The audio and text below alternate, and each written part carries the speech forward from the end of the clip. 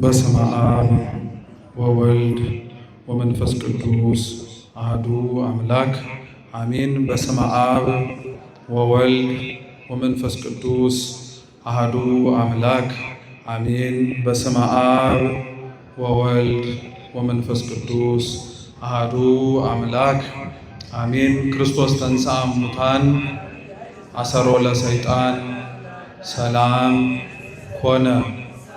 ክቡራን አባቶቻችን ካህናት፣ አበው መነኮሳት፣ ወንድሞች ዲያቆናት፣ ሊቃውንተ ቤተ ክርስቲያን፣ መምህራን፣ ዘማሪያን ሁላችሁም እንደየማዕረጋችሁ ከሩቅም ከቅርብም የመጣችሁ የልዑል እግዚአብሔር ቤተሰቦች፣ ምእመናን፣ ምእመናት በወደደን ባከበረን በአምላካችን ፍጹም ሰላም እንደምን ዋላችሁ? እንደምን አመሻችሁ? በቸርነቱ በምሕረቱ ጠብቆ በዕድሜያችን ላይ ይህችን ሰዓት ጨምሮ በፊቱ ያሳየነውን የእምነት ማነስ የምግባር ጉድለት ይቅር እያለ ለዚህ ያደረሰን የአባቶቻችን አምላክ ልዑል እግዚአብሔር ስሙ የተመሰገነ ይሁን። እንደ እግዚአብሔር ቅዱስ ፈቃድ ከዚህ ሰዓት በኋላ ባለን የተወሰነ ደቂቃ ሕያውና ዘላለማዊ የሆነውን የአምላካችንን ቅዱስ ቃል እንሰማለን፣ እንማራለን። አምላካችን በጉባኤያችን በመሰባሰባችን መሃል ተገኝቶ እንዲያስተምረን፣ እንዲመክረን፣ እንዲገስጸን ሕያውና ዘላለማዊ የሆነውን ቅዱስ ቃሉን መስማት እንድንችል የሁላችንንም አይነ ልቡናችንን እንዲያበራልን የእርሱ ቅዱስ ፈቃድ ይሁንልን። እንደ እግዚአብሔር ቅዱስ ፈቃድ ለዛሬ የምንማማርበት የትምህርታችን ርዕስ የሚሆነው ትንሣኤ ይሆናል። እስኪ ትንሣኤ በሉ፣ ድገሙት። አሁንም ድገሙት። ይሄ አንረሳውም፣ አጭርም ስለሆነ ትንሣኤ በሚል ርዕስ እንማራለን። አምላካችን በድጋሚ እንዲያስተምረን በጉባኤያችንም ተገኝቶ እንዲመክረን እንዲገስጸን የእርሱ ቅዱስ ፈቃድ ይሁንልን። ትንሣኤ ጌታችን መድኃኒታችን ኢየሱስ ክርስቶስ ከሙታን መካከል ከ3 ቀንና ከ3 ሌሊት የመቃብር ቆይታው በኋላ የተነሳውን ክብረ በዓል የምናከብርበትን ዕለት ቅድስት ቤተ ክርስቲያን የምንጠራበት መጠሪያ ነው። ይህንን ትንሣኤ በሌላ ደግሞ አገላለጽ ፋሲካ ብለን እንጠራዋለን። ፋሲካም እንደዚሁ ሁሉ ልክ እንደ ትንሣኤ የጌታችን የመድኃኒታችን ኢየሱስ ክርስቶስን ከሙታን መካከል መነሳቱን የምናስብባትን ዕለት የምንጠራበት የመጠሪያ ስያሜ ነው።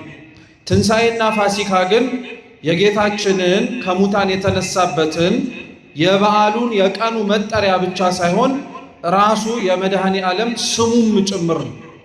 ትንሣኤ ብለን ብዙ ጊዜ እኛ የምናውቀው እንዳልኳችሁ 55 ቀናትን የአብይ ጾምን ጾመን የመጨረሻ የምንፈስክባትን ክርስቶስም ከሙታን ተነሳ ብለን የምንናገርባትን ዕለቷን ትንሣኤ እንላታለን።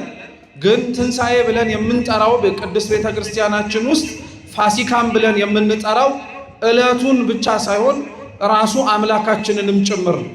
ቅዱሳት መጻሕፍት ትንሣኤ ብለው ሲጠሩት፣ ፋሲካ ብለው ሲጠሩት ጌታችን ኢየሱስ ክርስቶስን እናገኘዋለን። ከነዛ መካከል ክርስቶስ ትንሣኤ ተብሎ የሚጠራው የሐዋርያው የቅዱስ ዮሐንስ ወንጌል ምዕራፍ 11 ላይ አምላካችን መድኃኒታችን ኢየሱስ ክርስቶስ ወዳጁ የሆነውን አልዓዛር ካንቀላፋበትና ከሞተበት መቃብር ሊያስነሳው ሊቀሰቅሰው በሄደ ጊዜ ላይ ወደ መቃብሩ ከመድረሱ ከተማዋ ገና ደግሞ ከመግባቱ የአልዓዛር እህቶች ከሆኑት መካከል አንዷ ማርታ አምላካችን ኢየሱስ ክርስቶስ ጋር እየሮጠች ሄደች። ከእግሩም ስር ወድቃ ጌታ ሆይ አንተ ከኛ ጋር ብትሆን ኖሮ ወንድማችን ባልሞተ ነበረ አለችው። ጌታችን ኢየሱስ ክርስቶስ ማርታ የተናገረችውን ነገሮች በሙሉ ተናግራ ከጨረሰች በኋላ ግን አምላካችን እንዲህ ነው ያላት። አብራችሁን በሉ። ትንሣኤና ሕይወት እኔ ነኝ። ሕይወት ማን ነው? ክርስቲያኖች እግዚአብሔር ነው፣ ክርስቶስ ነው። ትንሣኤስ ማን ነው? እግዚአብሔር ነው፣ ክርስቶስ ነው። አያችሁ፣ ትንሣኤ ብሎ የጠራው ራሱ ነው። ሕይወት ብሎ የጠራው ራሱ ነው። ትንሣኤን ስናከብር የምናከብረው የተነሳባትን ዕለቱን ብቻ ሳይሆን በዕለቱ የተነሳውንም አምላካችን መድኃኒታችን ኢየሱስ ክርስቶስንም ጭምር እንደሆነ መርሳት የለብንም። እንደዚሁ ሁሉ ትንሣኤ ክርስቶስ እንደሚባለው ሁሉ ደግሞ ፋሲካም ክርስቶስ ተብሎ ሲጠራ እናገኘዋለን።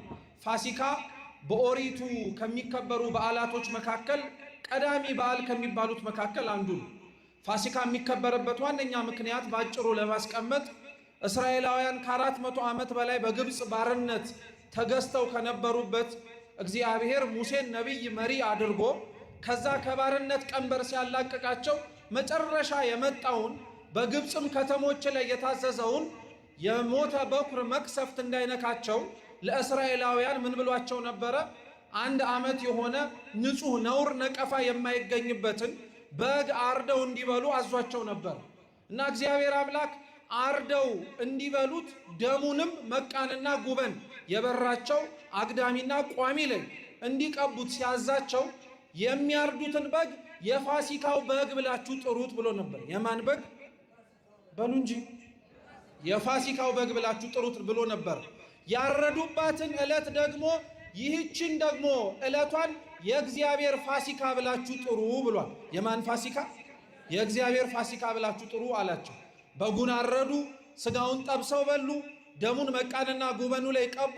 የመጣባቸው የሞት መቅሰፍት የደም ምልክት ያየባቸውን ቤቶች እያለፈ የደሙ ምልክት የሌለባቸውን ስጋውንም ጭምር ጠብሰው ያልበሉትን ሰዎችን ግን እያንዳንዳቸውን እንደቀሰፋቸው ይናገራል።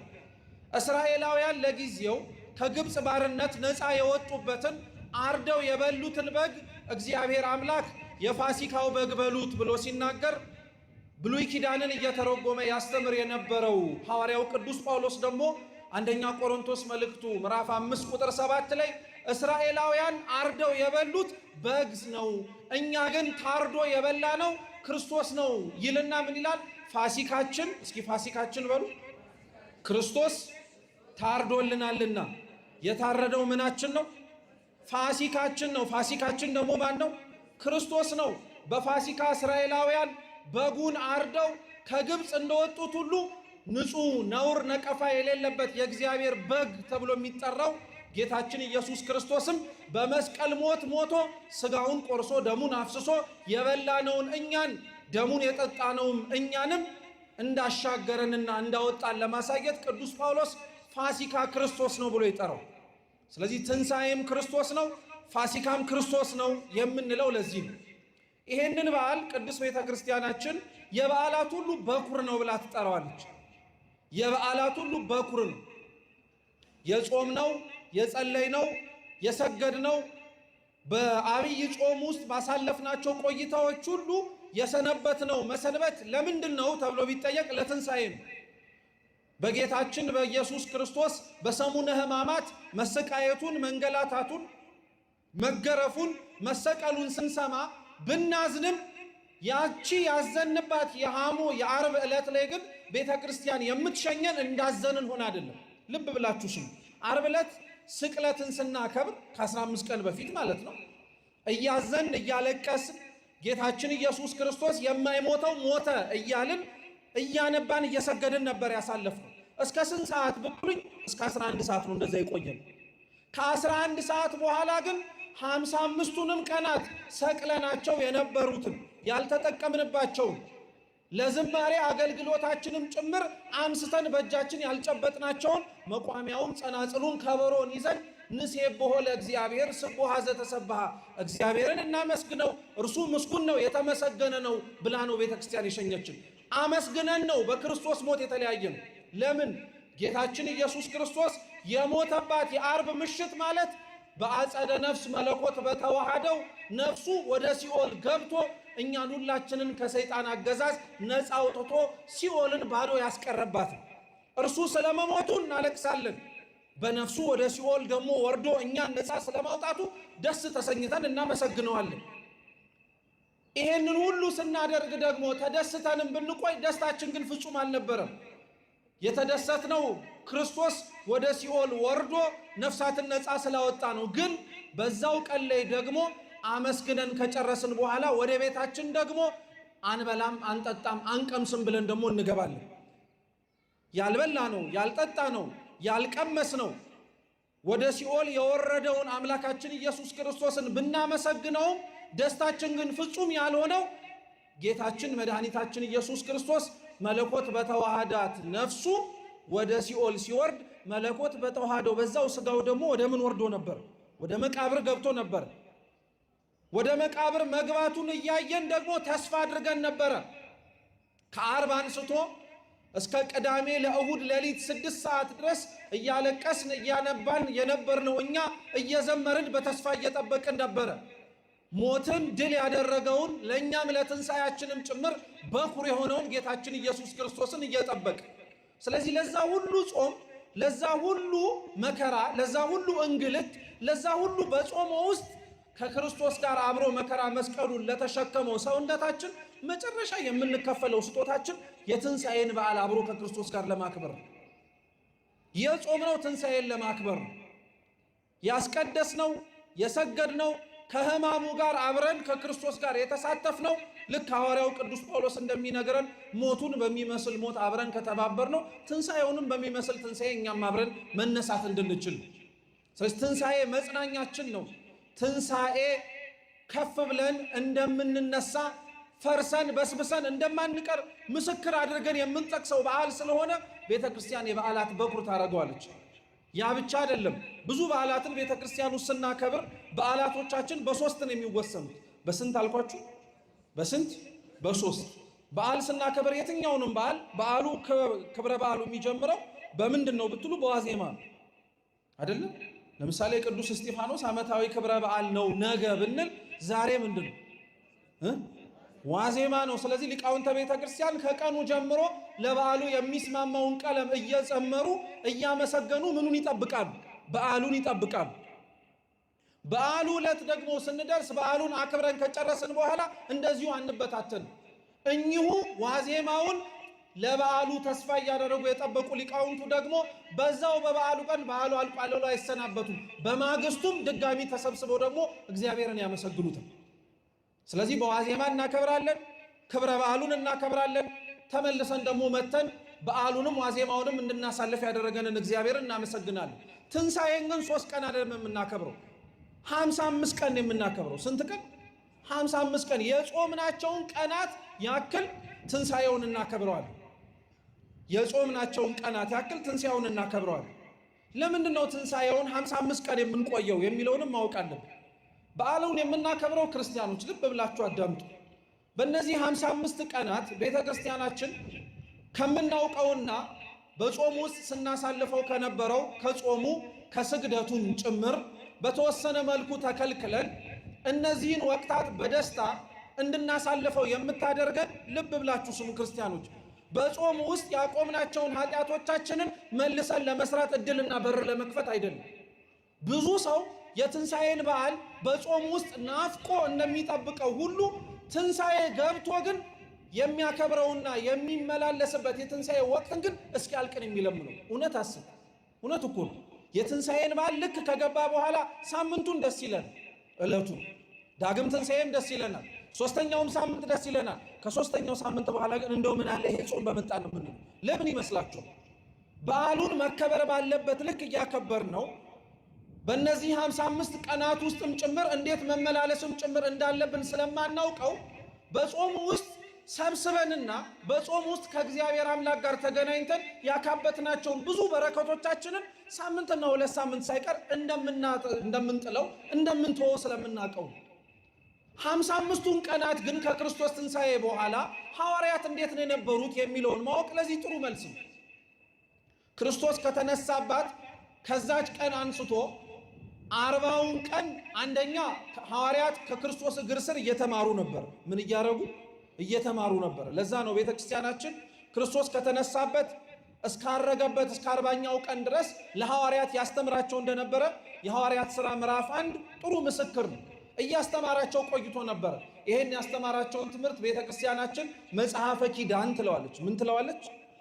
መጽሐፈ ኪዳን። ኪዳን የተማሩት አባቶቻችን ሐዋርያት በዚህ ወቅት ነው። ስለዚህ ሰው ከክርስቶስ ትንሣኤ በኋላ ምን ማድረግ አለበት ብላችሁ የምትጠይቁ ከሆነ ምንም ሩቅ ሳትሄዱ እዛው ቅዱስ መጽሐፍ ላይ ተጽፎ የምናገኘው ከክርስቶስ ትንሣኤ በኋላ ሐዋርያት እየተማሩ እንደነበረ ነው። ሁለተኛው ከክርስቶስ ትንሣኤ በኋላ ሐዋርያት ምን እያደረጉ ነበረ ብላችሁ ብትጠይቁ ደግሞ መንፈስ ቅዱስን እስኪወርድላቸው እየጠበቁ ነበር። ምን እስኪወርድላቸው? መንፈስ ቅዱስ። እነዚህ 55 ቀናት ክርስቲያኖች ስንጾም ትንሣኤውን ጠብቀን እንደቆየነው ሁሉ ከትንሣኤ በኋላ ያሉ 55 ቀናትን የመንፈስ ቅዱስን መውረድ ተዘጋጅተን የምንጠብቅበት ወቅታቶች ናቸው። ኃጢአት የምንሰራበት አይደለም። ለስጋችን ምቾት የምንመላለስበት አይደለም። ስለ ጾምንባቸው 55 ቀናት መረን ለቀን የጾሙ ልጓም እንደተፈታልን እንደፈለግን የምንበላበት፣ የምንጠጣበት፣ የምንሰክርበት፣ የምንዘሙትበት አይደለም። መንፈስ ቅዱስን የምንጠባበቅበት ነው። ክርስቶስ ከተነሳ በኋላ ተስፋ አድርጎ ደቀ መዛሙርቱን ራሱ የነገራቸው ኃይልን ከአርያም እስከምትለብሱ ድረስ ከየት እንዳትወጡ ብሎ ከኢየሩሳሌም እንዳትወጡ ነው ያላቸው። እያስተማረ እስኪያርግ ድረስ ጠበቃቸው። ካረገ በኋላ ያስተማርኳችሁን ይዛችሁ እዛው ኢየሩሳሌም ተቀመጡ አላቸው። ኢየሩሳሌም ቤተክርስቲያን እኮ ናት። አብዛኞቻችን በጾሙ ወቅት የተመላለስንባትን ቅድስት ቤተክርስቲያን በበዓለ ሃምሳ እኮ ዞር ብለን አናያት። አብዛኞቻችን በጾሙ ወቅት የሰገድንባትን የጸለይንባትን እንባችንን ያበስንባትን ቅድስት ቤተክርስቲያንን ጾሙ ከተፈታ በኋላ አገልግሎቷም ጭምር የተዘጋ ይመስል ተመልሰን አናያትም። ያ ግን አልነበረም። 55ቱን ቀናት ማንን የምንጠብቅበት ነው አልኳችሁ? መንፈስ ቅዱስ መውረዱን የምንጠባበቅበት ነው። መንፈስ ቅዱስ እስኪወርድ ድረስ ከቤተ ክርስቲያን ከተባለች ከኢየሩሳሌም ቅጽ የማንወጣበት ነበር። 55ቱን ቀናት በዓሉን እንድናከብር ቅድስት ቤተ ክርስቲያን የምታዘን ሁለተኛ ለዚህ ነው። ሶስተኛው ቅድስት ቤተ ክርስቲያን ይሄንን በዓል 55 ቀናት እንዲከበር የምታደርገው በዓሉ 55 ቀን በተከታታይ እንቁጠር እንጂ 55ቱንም ቀን እንደ አንድ ነው የምናከብረው። እንደ ስንት እየሰማችሁ ነው? እንደ ስንት? እንደ አንድ ነው የምናከብረው። ለምሳሌ ዛሬ በዓሉ ምንድን ነው ተብላችሁ ብትጠየቁ ምን ብላችሁ የምትመልሱት? ትንሣኤ ነው የምትለው። ነገስ ትንሣኤ ነው። ከነገ ወዲያስ? 55ቱንም ቀን ያለ መቋረጥ የምናከብረው በዓል ምንድን ነው? ትንሣኤ ነው። ለምን ይመስላችኋል 55ቱንም ቀን እንደዛ የምናከብረው? መቼም ክርስቶስ ከሙታን መካከል ከተነሳ እኮ በኋላ ድጋሚ መቃብር ውስጥ እየገባ ዙሪያው ላይ ለነበሩት ሰዎች በሙሉ እንደ አዲስ እየተነሳ እኮ አስተምሮ አይደለም። በፍጹም አንዴ ሞተ፣ አንዴ ከሙታን መካከልም ጭምር መግነዝ ፍቱልኝ፣ መቃብር ክፈቱልኝ ሳይል አምላካችን ተነሳ። ከዛ በኋላ አምላካችን አልሞተም። ከዛ በኋላ ወደ ተቀበረበት መቃብርም ክርስቶስ አልወረደም። 55ቱን ቀናት ታዲያ ትንሣኤን የምናከብረው ለምንድን ነው ብላችሁ የምትጠይቁ ከሆነ የክርስቶስ ትንሣኤ ለእኛም ጭምር የትንሣኤ በኩር ስለሆነ ነው። እስኪ የትንሣኤ በኩር በሉ። አዎ ጌታችን ኢየሱስ ክርስቶስ መነሳቱ፣ በነገራችን ላይ ክርስቲያኖች እኛም ራሳችን አፋችንን ሞልተን ከሞትን በኋላ ፈርሰን በስብሰን አንቀርም፣ እንነሳለን ለማለት ምልክታችን እሱ። ፈርሰን በስብሰን በአፈር ውስጥ ገብተን ተቀብረን አንቀርም፣ እንነሳለን ብለን እንድንናገር ያስቻለን የክርስቶስ ከሙታን መካከል መነሳቱ። ለክርስቲያን ግን ሞት ተብሎ የሚጠቀስለት ሕይወቱ አብቅቶ እስትንፋሱም ተቋርጦ ወደ ምድር ገብቶ ሲቀበርና አበቃለትም ተብሎ አፈር ሲለብስ አይደለም። ለክርስቲያን ሞት ተብሎ የሚጠቀስለት የነፍስና የሥጋ መለያየቱ ብቻ ሳይሆን እርሱ ከእግዚአብሔርም ሲርቅ ጭምር። ትንሣኤም ትንሣኤ ተብሎ የሚጠራው አንድ ሰው ከሙታን መካከል ሲነሳ ብቻ አይደለም። ትንሣኤ ልቡናም ጭምር ነው። ሰው ከገቢረ ኃጢአትን ከመስራት ጽድቅን ወደ መስራት የሚመጣ ከሆነ እገሌ ተነሳ ይባላል። ሞቶ ነበረ፣ አንቀላፍቶ ነበረ፣ ተነሳ ይባላል። ለዛ ነው ቅዱስ ጳውሎስ የቆላሲስ መልእክቱ ላይ ሲናገር አምላካችን ኢየሱስ ክርስቶስን ምዕራፍ 1 ቁጥር 8 ላይ ምን ይለዋል? እርሱ ጌታችን ኢየሱስ ክርስቶስ የሙታን በኩር ነው ብሎ ይጠራዋል። የምን በኩር ነው? አረ መልሱ። የምን በኩር ነው? የሙታን በኩር ነው ይለዋል። እንደው እስኪ ልጠይቃችሁ፣ ክርስቶስ ለመሞት የመጀመሪያ ሰው ነው እንዴ? ኧረ ተው። ክርስቶስ ለመሞት የመጀመሪያ ነው? ኧረ አይደለም። መጽሐፍ ቅዱስ ላይ እንኳን ሞተው የተነሱ ሰዎች አሉ እኮ። የማርቆስ ወንጌል ላይ አንዲት ጣሊታ ተብላ የምትጠራ ልጅ አለች። የሉቃስ ወንጌል ምዕራፍ 7 ላይ አንተ ጎበዝ ተብሎ የተጠራ ሰው እያለ፣ የዮሐንስ ወንጌል ምዕራፍ 11 ላይ አልዓዛር የሚባል ሰው አለ። እርሱን እሺ ተዉት። የማቴዎስ ወንጌል ምዕራፍ 27 ላይ አምላካችን ኢየሱስ ክርስቶስ በተሰቀለ ጊዜ የመጨረሻ ተሰቅሎ ከተናገራቸው ንግግሮች መካከል የመጨረሻው ተፈጸመ ነው። ተፈጸመ ካለ በኋላ አሰምቶ ጮሆ ነፍሱን ከሥጋው በገዛ ፈቃዱ ምን አደረገ? ለየ። ክርስቶስ አሰምቶ በጮኸባት ቅጽበት በኢየሩሳሌምና በዙሪያው የተቀበሩ 500 ሙታን ተነስተዋል ብሎ መጽሐፍ ቅዱስ እኮ ጽፎ ነግሮናል። እንደው ስትመለከቱት ራሱ ሞቶ ለመነሳት ለመሞትም ጭምር ጌታችን ኢየሱስ ክርስቶስ የመጀመሪያ አይደለም። ታዲያ ለምንድን ነው ቅዱስ ጳውሎስ ክርስቶስን የሙታን በኩር ብሎ የሚጠራው ብላችሁ ከጠየቃችሁ እነዚህ የነገርኳችሁ ሰዎች በሙሉ ይሙቱ እንጂ በራሳቸው ፈቃድ አልሞቱ፣ ይነሱ እንጂ በራሳቸውን ፈቃድ ምን አላደረጉ አልተነሱም። በራሱ ፈቃድ ለመሞት በራሱ ፈቃድ ለመነሳት ክርስቶስ መጀመሪያ ብቻ ሳይሆን ብቸኛም ጭምር። መጀመሪያ ብቻ ሳይሆን ብቸኛ ነው። ያንን ያደረገ ማንም የለም። 55ቱን ቀናት ትንሣኤን የምናከብረው ክርስቲያኖች ክርስቶስ ከሙታን መነሳቱን አምላካችን ኢየሱስ ክርስቶስ ከመቃብር ባዶ አድርጎት መነሳቱን ተጠራጥረን አይደለም። 55 ቀናት እያስታወስን የምናከብረው 55ቱንም ቀናት ትንሣኤን የምናከብረው ክርስቶስ ከሙታን ይነሳ እንጂ እኛ ከተቀበርንባቸው የኃጢአት መቃብሮችን ገና ያልተንቀሰቀስንና ያልተነሳን ሰዎች ስላለን ገና ያለቀን ያልተንቀሰቀስን ሰዎች አለ። በዕለተ ትንሣኤ ቀን ጌታችን ኢየሱስ ክርስቶስ ከሙታን መካከል ሲነሳ የገደለንን ኃጢአታችንን ትተን ያልተነሳን በጣም ብዙ ሰዎች አለ። እድል ነው ማለት ነው። 55ቱንም ቀን እድል አለ። ያላቆምከውን አቁመህ ያሰረህን የቀበረህን በደልንና ክፋትህን ትተህ ከጌታችን ከኢየሱስ ክርስቶስ ጋር ለመራመድ አብሮም ጭምር ለመኖር ስንት ቀን እድል አለ? 55 ቀናት እድል አለ። የማትበላው የማትጠጣው የጾምካቸውን ቀናት ለማካካስ አይደለም። የምንበላው የምንጠጣው አጽዋማት የሉም ብለን የምንናገረው በጾምንባቸው ፋንታ ለስጋችን ደስታ እንዲሰማን ለማድረግ አይደለም። ይሄ ወቅት መንግስተ ሰማያትን ወርሰን የምንኖርባትን የእግዚአብሔር መንግስትም ጭምር የምናስብበትም ጭምር ነው። የክርስቶስን መንግስትስ የሚወርሱት ሙታን ናቸው ሕያዋን ክርስቲያኖች? እንዴት አመሻችሁ? የክርስቶስን መንግስት የሚወርሱት ሙታን ናቸው ሕያዋን ናቸው? አሁን የክርስቶስን መንግስት የሚወርሱት ሕያዋን ናቸው ሙታን አይደሉም ካልን እኛ በትንሣኤው በእነዚህ 55 ቀናት እየተመላለስን ያለ ነው እንደ ሞተ ሰው ነው ወይስ ከሙታን መካከል ተነስቶ በክርስቶስ ትንሣኤ እንደሚያምን ሰው?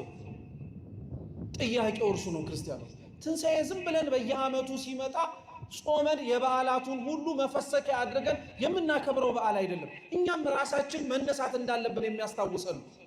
ፋሲካን የምናከብረው እኛው ራሳችን ከኃጢአት መሻገር እንዳለብን እያስታወስን።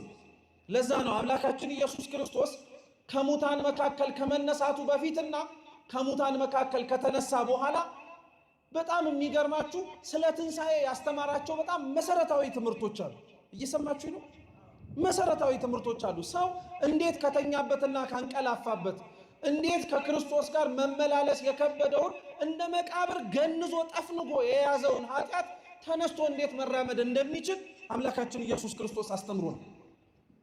ይሄንን ለመረዳት ቅድም ያልኳችሁን ክርስቶስ ከሙታን መካከል ያስነሳቸውን 3 ሰዎች ታሪክ ብቻ ነው የምነግራችሁ። ስንት ሰዎች? 3 ሰዎች። እግዚአብሔር ከሁላችን ጋር ይሁን። የመጀመሪያዋ ክርስቶስ ከሙታን መካከል ያስነሳት የማርቆስ ወንጌል ምዕራፍ 5 ላይ ያለች ጣሊታ ተብላ የምትጠራ አንዲት ልጅ ናት። ታሪኩን ባጭሩ ለመናገር ያክል ኢያኢሮስ ተብሎ የሚጠራ የአይሁድ የምኩራብ አለቃ የነበረ አንድ ሰው ነበረ ይላል ቅዱስ ማርቆስ ትረካውን ሲጀምር። ቅዱስ ማርቆስ ኢያኢሮስ የሚባል አንድ ሰው ነበር አለ። ኢያኢሮስ የአይሁድ የምኩራቦቻቸው አለቃ ነው፣ ሹም ነው። ምኩራብ የአይሁድ ቤተ ጸሎት ነው። ልብ ብላችሁ ስሙ። በአይሁድ በምኩራቦቻቸው ውስጥ ይሄ ኢያኢሮስ ሹም ነው፣ አለቃ ነው። በምኩራቦቻቸው ውስጥ አይሁድ እየተገናኙ ጸሎት የሚጸልዩበት የነቢያትን መጻሕፍት ሲነበቡ የሚሰሙበት ስፍራ ነው። እዛ ስፍራ ውስጥ ጌታችን ኢየሱስ ክርስቶስ ከአንድም የተደጋጋሚ ጊዜ ላይ እየገባ ሲያስተምር በጣም እንዳያስተምር መሰናክል የሚሆኑበት ሰዎች ናቸው ውስጥ ያሉት። እሱ ብቻ አይደለም። ታስታውሱ እንደሆነ አስተምሮ ከጨረሰ በኋላ ራሱ ድንጋይ አንስተው ሊወግሩትም የዛቱበት ሰዓት ነበረ። ከመካከላቸው ተሰወረባቸው እንጂ። ኢያኢሮስ ማለት እንደዚህ ክርስቶስን ለመግደልና ክርስቶስ የሚናገረውን ላለመስማት ይሰባሰቡ ከነበሩት ከምኩራብ አይሁድ መካከል አለቆች መካከል አንዱ ነው። ኢያኢሮስ ታዲያ ልጁ በጠና ታመመችበት። ልጁ በጠና ስትታመምበት አምላካችን መድኃኒታችን ኢየሱስ ክርስቶስ ጋር እየሮጠ ሄደና መምህር ሆይ ልጄ በጠና ታማብኛለችና እባክህ አድንልኝ አለ። እንግዲህ አስቡት፣ ኢያኢሮስ የምኩራብ አይሁድ አለቃ ነው እያልኳችሁ ነው። ክርስቶስን ከማይወዱት ሰዎች መካከል አንዱ ነው እያልኳችሁ ነው። ይሄ ሰውዬ ካልጨነቀው በቀር ወደ ክርስቶስ እንደማይሄድ እርግጠኛ መሆን አለባችሁ። ስለጨነቀው ስለጠበበው አማራጭ ስላጣ ተስፋ ብቸኛ ሳይሞክረው ቀርቶ በኋላ እንዳይጸጽተው ብሎ ነው ጌታችን ጋር ሄደ። ጌታችንም ጋር ሲሄድ ጌታ ሆይ አላለው፣ መምህር ሆይ ነው ያለው። ምንድነው ነው ያለው? መምህር ሆይ ነው ያለው። ጌታ ሆይ ብሎ አምኖ ራሱን ለመመስከር አልፈለገም። ይኸው ሲጨንቅህ ሲጠብህ እኮ የምትለው ራሱ ክብርህን ጠብቀህ ነው። ታውቃለህ አይደል? አንዳንዶቻችን ጨንቆን ጠቦን ከቅድስት ቤተ ክርስቲያን ደጅ መተን እግዚአብሔር እንዲሰማን እንፈልጋለን። በጨነቀን በጠበበን ልክ ደግሞ ክብራችንም ያስጨንቀናል። ተንበርክከን እንድንታይም አንፈልግም። አጎንብሰን ሰውነታችንም አቧራ እንዲነካውም አንፈልግም። የእግዚአብሔርን ሁሉን ቻይነት እንፈትነዋለን። ራሱ ሳልንበረከክ አትሰማኝም፣ ሳልጸልይ አታዳምጠኝም፣ ደጅ ካልተመላለስኩኝ በቀር አቤት አትለኝም እንላለን። እግዚአብሔር ይህንን ሁሉ እንድናደርግ እኮ የሚያደርገን በእኛ መመላለስ ውስጥ መምጣት መግባት ውስጥ ትልቅ ለሱ የሚጨምርለት እንኳን ትንሽም የሚጨምርለት ነገር ኖሮ አይደለም። ክርስቲያኖች ለጸሎታችሁ መልስ እግዚአብሔር አምላክ አዘግይቶ እናንተን ቤቱ ደጅ እንድጠኑ የሚያደርጋችሁ ጸሎታችሁን ብላችሁ መታችሁ እግዚአብሔርን ይዛችሁት ቤት እንድትሄዱ ነው። ጸሎትህን ሰምቶ እሱን ይዘው ካልሄድክ ምን ዋጋ አለ? እግዚአብሔር ግን በጣም ብዙዎች ከመካከላቸው አሉ ጨንቋቸው ጠቧቸው ወጥሯቸው እርሱ ካልሆነ በቀር ልክ እንደ ኢያይሮስ ፈውስ ሊሰጣቸው እንደማይችል አውቀው መጥተው ሳይፈወሱ ነገር ግን እሱን ሲያገኙት አክብረውት የተቀመጡ ሰዎች አሉ። ከበሽታቸው ጋር መኖርን የመረጡ ክርስቶስን ናፍቀውትና ወደውት አንተ ከበሽታችን ትበልጥብናለህ አትፈውሰን ከፈለክ ነገር ግን ከደጅ አታውጣን ያሉ እግዚአብሔር ሁላችንን ከደጁ አያውጣ። እኛ ግን ጸሎታችን እንዲሰማ ነው እንጂ አብረነው መኖርም ራሱ አብረነውም ጭምር መቀመጥም የእግዚአብሔር ሐሳብ በእኛ ህይወት ላይ እንደሆነ አላወቅም። ኢያይሮስ ልጄ ታማብኛለች አድንልኝ አለ። ጌታችን ኢየሱስ ክርስቶስ ና ወደ ቤት እንሂዳለን። እንደው እዚሁ ጋር አንድ ሌላ ታሪክ ላምጣላችሁ። ኢያይሮስ የአይሁድ የምኩራብ አለቃ ነው። የተማረ ሰው ነው። በደንብ ጠንቅቆ የሚያውቅ ሰው ነው። እዚሁ የመጽሐፍ ቅዱስ ክፍል ላይ ደግሞ አንድ ሮማዊ 100 አለቃ አለ። እየሰማችሁ የሉቃስ ወንጌል ምዕራፍ 7 ቁጥር 1 ላይ ታሪኩ ተጽፎ ታገኙታላችሁ። ይሄ ሮማዊ ወታደር አምላካችን ኢየሱስ ክርስቶስ ማቴዎስ ወንጌል ምዕራፍ 8 ላይ አለ ታሪኩ። ምን ገጠመው መሰላችሁ? ልክ እንደ ኢያይሮስ ልጁ ታመመችበት እና ወደ ጌታችን ወደ ኢየሱስ ክርስቶስ ሄደና ጌታ ሆይ ልጄ በጠና ታማብኛለችና እባክህ አድንልኝ አለ። አምላካችን ኢየሱስ ክርስቶስ ልክ ኢያይሮስን እንዳለው ና ወደ ቤት እንሂድ አለ። ና ወዴት እንሂድ? እግዚአብሔር ወደ ሁላችን ቤት ይግባ። ና ወደ ቤት እንሂድ አለ። 100 አለቃው ግን ከኢያይሮስ የተለየ መልስን የሰጠው ምንድን ያለው? ጌታ ሆይ ወደ ቤቴ ጠፈር ትገባ ዘንድ እኔ የሚገባኝ ሰው አይደለሁም አለ። እንግዲህ ተመልከቱ፣ ይሄ እኮ 100 አለቃ ነው፣ ሮማዊ ነው፣ አሕዛባዊ ነው። ስለ እግዚአብሔር አምላክነት ስለ ኢየሱስ ክርስቶስ ፍጹም ሰው ፍጹም አምላክነት አያውቅም። ግን የፈለገውንና የለመነውን ነገር እግዚአብሔር እንዲያደርግለት ሲለምነው እርሱ ግዴታ መውረድ እንደማይጠበቅበት ያውቃል። አንተ ወደ ቤቴ ጠፈር ልትገባ አይገባኝም አለ። ቃል ብቻ ተናገር ልጅ ይድናል አለ። እንደዛም ብሎ አላቆምም፣ ቀጠለለት። እኔ እንደምታየኝ 100 አለቃ ነኝ። በቃሌ ተናግሬ እኔ መሄድ ሳይጠበቅብኝ ባለሟሎቼና አሽከሮቼ የወደድኩትንና የፈቀድኩትን ያደርጉልኛል አለ። እየሰማችሁ ኢያይሮስ እኮ እንደዚህ ያላለው። በእኛ ዘንድ እኮ የታጣ እምነት በአሕዛብ ዘንድ እንደሚገኝ ታውቃላችሁ። እኛ ልንለው የሚገባንን እግዚአብሔርን ሳንለው የማያውቁትና የማያምኑት ሰዎች ግን ሲፈሩት፣ ሲንቀጠቀጡለት፣ ሲርዱለት የተነሳውን ጌታችን ኢየሱስ ክርስቶስን ሊያመልኩት ሲቸኩሉ እናያለን። ለእኛ ግን አምላካችንም ሆኖ ከምንም ሳንቆጥረውም እንገኛለን። እግዚአብሔር እውነት አይነ ልቡናችንን ያብራልን። በጣም ትልቅ የእኛ ችግር ይሄ ነው ክርስቲያኖች። እንደ ኢያይሮስ ነው። ኢያይሮስ እንደ መምህርነቱ እንደ አዋቂነቱ 100 አለቃው የተናገረውን መናገር ይጠበቅበት ነበር፣ ግን አልተናገረም። ክርስቶስም አልወቀሰውም። አይገርማችሁ? በጣም የሚደንቀው ደግሞ እሱ ነው። ኢያይሮስ ሰው ነው። መናገር ያለበትን አልተናገረም፣ ማውራት ያለበትን አላወራም። ክርስቶስ ግን ያንን አስቦና ያንን ተመልክቶ የራስ ጉዳይ አላለው። ኧረ እሱ ብቻ አይደለም የሚደንቀው። ኢያይሮስ እኮ ሊገሉት ከሚፈልጉ ሰዎች መካከል አንዱ ነው። ክርስቶስ ልጄ ታማብኛለች ብሎ ሲመጣ እኮ እና እኔ ምን ላድርግ? ልትገለኝ እየፈለግ ጭራሽ ቤትህ ልውረድ ብሎ መናገር እኮ ይችላል። ልታጠፋኝ እየፈለግክ እንደሆነ እያወቅ ያንተን ፈቃድህን ልፈጽምልህ ማለት ይችላል። ጌታችን ኢየሱስ ክርስቶስ ግን በልቡ የሸመቀውን በክፋት ያሰበውን የትላንትናውን ማንነቱን አሁንም ይዞት የመጣውን ምንነቱን ከማየቱ ይልቅ ጭንቀቱን የተመለከተልን ትምህርት እኮ ነው። በነገራችን ላይ ክርስቲያኖች አምላካችን ጠላቶቻችሁን ውደዱ ብቻ ብሎ ሳይሆን የሰበከን እኮ ብድራታቸውን እግዚአብሔር በሰማይ እንደሚከፍላቸውም ጭምር አምናችሁ ክፉን በክፉ ምን አታርጉ ብሏል። ኧረ መልሱ። ክፉን በክፉ እስኪበሉ ምን አታርጉ። ክርስቶስ ስለሚጠላው ኢያኢሮስ አልጠላውም። ክርስቶስ ጆሮ ስላልሰጠው ኢያኢሮስ ጆሮ አልሰጥህም አላለው። እግዚአብሔር አይደንቃችሁ? ጆሮ ሳንሰጠው ጆሮ ይሰጠናል።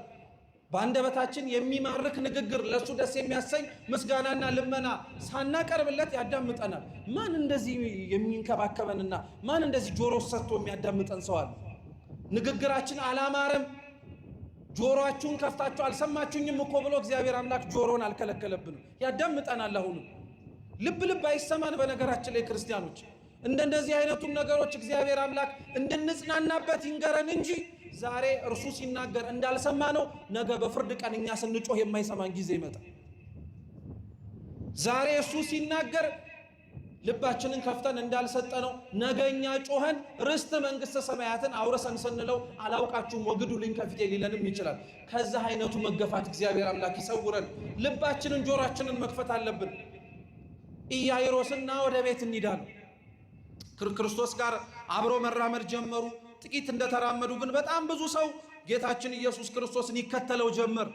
ለተለያየ ምክንያት የሚመጣ ሰው ነው። ሁሉ ፈውስን ፈልጎ ሲራመድ ያየው ሰው በሙሉ እየነካው እየዳሰሰው የዳዊት ልጅ ሆይ ማረኝ እያለው ይጠራው ነበር። ጌታችን ኢየሱስ ክርስቶስ በመንገዱ ግን የተነሳበትንና ኢያኢሮስ ለቤት ውስጥ የታመመችውን ልጁን ለማዳን ይጓዝ ነበር። መንገድ ላይ ግን በጣም ሰው ከመብዛቱ የተነሳ በመንገድ አዘገጁት። እዛ መንገድ መካከል ደግሞ ቅዱስ መጽሐፋችን የአንድ ሰው ሌላ ታሪክ ደግሞ ይጨምርልናል። ቁም ነገር ስላለው ስሙ። አንዲት ሴት ነበረች ይላል 12 ዓመት ሙሉ ደም ይፈሳት የነበረ። እንዲሁ የዚህ ሴት ታሪክ በጣም የሚገርማችሁ ቅዱስ መጽሐፋችን ስለዚህ ሴት የህመም ምክንያት መንስኤ ሲናገር ምን ይላል መሰላችሁ? ማታ ተኝታ ጠዋት ስትነሳ ነው ህመሙ የጀመራት። ማታ ስትተኛ ጤነኛ ነበረች።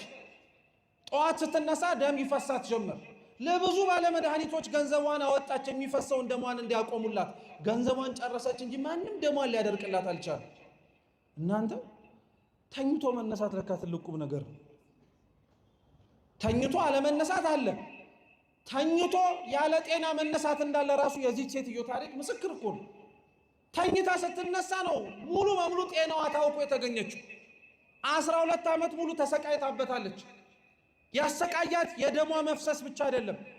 አይሁድ እንደ ሕግና እንደ ስርዓታቸው ደም የሚፈሳቸውን ሰዎች አያስጠጉም። ተጠግተው እንኳን ወደ እነሱ እንነጋገር እንኳን ቢሉ ሲነኳቸው ለምን ነካችሁን ብለው ድንጋይ አንስተው ራሱ ይወግራሉ። ሰውም ጨክኖባታል፣ ጤናዋም ጭምር ከድቷታለች ሴት። ጌታችን ኢየሱስ ክርስቶስ ታዲያ በሕዝብ መካከል ሲራመድ አየችውና ምን ብላ አሰበች? የልብሱን ጫፍ ብነካው እፈወሳለሁ አለች። በልቧ እኮ ነው ያሰበችው። አፍ አውጥታ ራሷ አልተናገረች። ከዛ በኋላ ወደ ክርስቶስ መሄድ ጀመረች። ራሷ ላይ ፈርዳን የሄደችው እንዳልኳችሁ ደም እንደሚፈሳት ያውቃሉ። ደም የሚፈሳት እሷ ብትነካቸው ድንጋይ አንስተው ሊወግሯት እንደሚችሉ ታውቃለች። በህይወቷ ፈርዳ ግን ታምሜ ከምኖር ተፈጉሼ ብሞት እመርጣለሁ ብላ ቀጥ ብላ ሄደች። ጌታችን ኢየሱስ ክርስቶስንም ከዛ ሁሉ ሰው መካከል ወረደችና ቀሚሱን ነካች። አምላካችን ይራመድበት ከነበረበት ከዛ ህዝብ ሁሉ ግፊያ ቆመና ከናንተ መካከል የነካኝ ማን ነው? እስኪ እንደው አስቡት። መሃል መስቀል አደባባይ ላይ በዛ ሁሉ ትርምስ ውስጥ ቆሞ አንድ ሰው ማን የነካኝ ይላል? ማን የማይነካ? ገበያ መካከል ቆመ ያ ሁሉ ሰው እየተራመደ ማን የነካኝ አይባልም። ሁሉም ሰው ለራሱ ዓላማ ወደዛ ወደዚህ ስለሚል አስቦም ሳያስብም አውቆም ሳያውቅም ሊነካ ይችላል። ጌታችን ኢየሱስ ክርስቶስ ግን ያ ሁሉ ሰው እየነካው ለዛ ሁሉ ሰው ማን የነካኝ ብሎ አልጠየቀም። እሷን ግን ማን የነካኝ ብሎ ጠየቀ። እሷ የነካችው በእምነት ስለሆነ ነው። በነገራችን የክርስቶስ የቀሚሱ ጫፍ በነገራችን ላይ ክርስቲያኖች ቤተ ክርስቲያን ናት። ነቢዩ ኤርምያስ እግዚአብሔር አምላክም በረጅም በዙፋኑ ላይ ከፍ ብሎ እንዳየው ሲናገር የመቅደሱን ጫፍ መቅደሱን ሞልቶት ነበር ይላል። የቀሚሱ ጫፍ መቅደሱን ሁሉ ሞልቶት ነበር።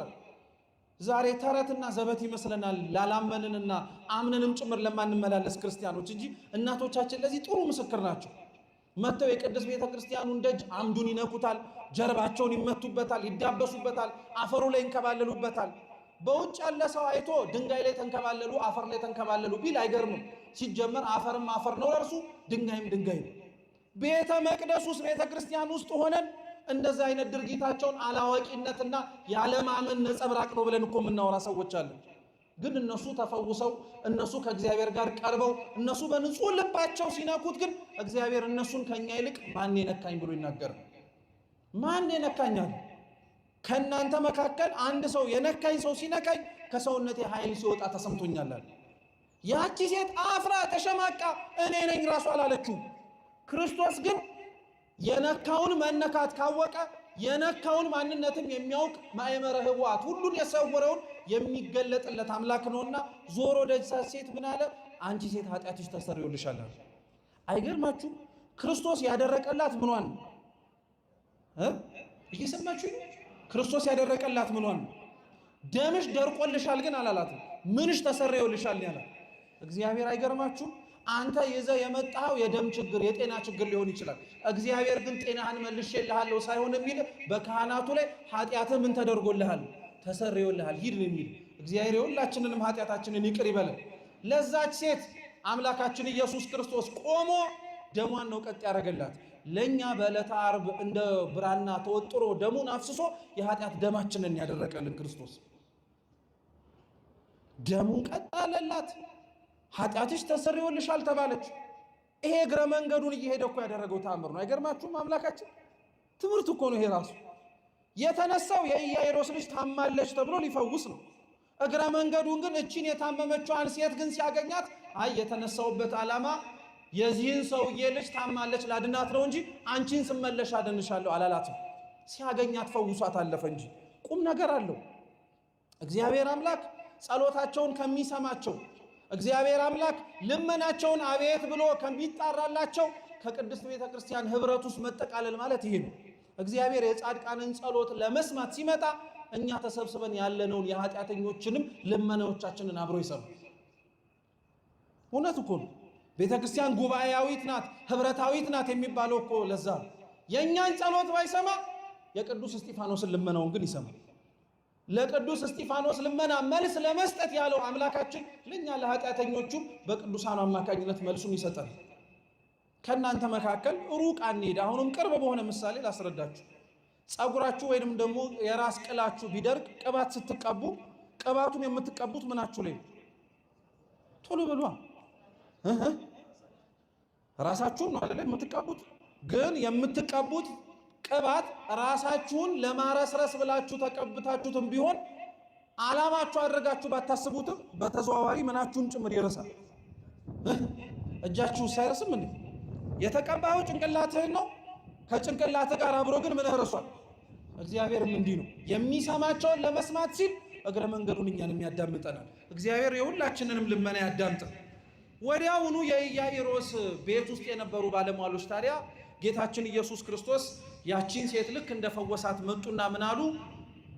ልጅህ የታመመችው ሞታለች፣ ከዚህ በኋላ መምህሩን አታድክመዋል። ምንም እያሉት መሰላችሁ? ታማ ቢደርስ ኖሮ ሊፈውሳት ይችላል። አሁን ግን ስለሞተች አታድክመው፣ በቃ እሱም ወደ መንገዱ ሂድ፣ አንተም ና ወደ ቤት ገብታ አልቅስ አሉት። ጌታችን ኢየሱስ ክርስቶስ ግን እንዲያውም ቅድም ይጓዝበት ከነበረው ፍጥነት በላይ ሞተች ሲባል ና አብረን እንሂዳለን። እግዚአብሔር እንዲህ አይነት አምላክ ነው። ጨንቆን ጠቦን መልስ ላይ ሰጠን ይችላል። አበቃለት ብለን ጉዳያችንን ስንቀብረው ግን ቀስቅሶ ማስነሳት ይችላል። እግዚአብሔር ሲዘገይብህ እንዲያው የበለጠውን ነገር ሊሰጥህ። ታማለች ያለችው ሞተች ሲባል ኑ እንሂዳለን። ወደ ቤታቸውም ሲገባ ቤታቸው ውስጥ ትልቅ ለቅሶ ነበረ፣ ያለቅሱ ነበር፣ ያዝኑ ነበር። ክርስቶስም ወደ ውስጠኛው ክፍል ወደዛች ልጅ ወደ ሞተችበት አልጋ ላይ ገባና ተቀመጠ። ምን አላቸው? ይህቺ ልጅ ተኝታለች እንጂ አልሞተችም አላቸው። ማን አሁን ከኛ መካከል በመተኛትና በመሞት መካከል ሰው ልዩነት እንዳለው ያውቃል? አያውቅ? ቤታችሁ እናንተ ነቅታችሁ የተኛው ሌላውን ሰው እያያችሁ ታለቅሳላችሁ? አናለቅስም። የተኛው ሰው ምን ማድረጉ ስለማይቀር መነሳቱ አይቀርም። ክርስቶስ ወዶ እንዳይመስላችሁ የሞተችዋን ልጅ ሞታ ሳይሆን እኮ አይደለም፣ ሞታለች፣ በደንብ ሞታለች ግን አላለም፣ ተኝታለች ነው ያለው። የተኛ ሰው እንደሚነቃ ሁሉ የሞተም ሰው ፈርሶ በስብሶ አይቀርም። ምን ማድረጉ አይቀርም? መነሳቱ አይቀርም። ጊዜውን የማናውቀው አሁን የተኛ ሰው ስቀሰቅሰው እንደሚነሳ ስለምታውቅ ያን ያክል አትፈራም፣ አትደነግጥም። በዙሪያችን የቀበርናቸው ወዳጅ ዘመዱ ቤተሰቦቻችንን ግን አፈር ውስጥ ስናስገባቸው ሐዘኑ መራር የሚመስለን ተነስተው ከእግዚአብሔር የፍርድ ዙፋን ፊት ዳግም የሚነሱባትን ቀን እኛ ስለማናውቀው፣ ስለዚህ ክርስቶስ ገባ ተኝታለች እንጂ አይ አልሞተችም አላቸው። የሚገርማችሁ ልክ እሱ እንደዛ ሲል በቤቱ ውስጥ የነበሩት ሰዎች በሙሉ ያለቅሱ ከነበረበት ለቅሶ ተገልብጠው ከፍተኛ ሳቅ ሳቋል። ምክንያቱም እንዳልኳችሁ ነው፣ መተኛትና መሞትን ስለሚያውቁት ነው።